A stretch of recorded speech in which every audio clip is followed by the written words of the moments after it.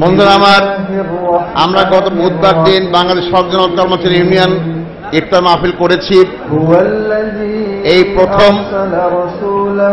এই প্রথমবারের মতো 2025 সনে কোন ট্রেড ইউনিয়ন গত বুধবার দিন 19 তারিখে ইফতার পার্টি করেছে। আমি এই 36 বছরের চাকরি জীবনের আমি কোনো ট্রেড ইউনিয়নের কোনো ইফতার পার্টি দেখিনি সড়ক ভবনে। আমরা শুরু করেছি, এই যে শুরু হয়েছে 19 তারিখ 19শে মার্চ 2025 থেকে শুরু হলো। পরের বছরও ইনশাল্লাহ প্রত্যেক সংগঠনে ইনশাল্লাহ এইভাবে ইফতার পার্টি এক করবে বলে আমি আশা করি।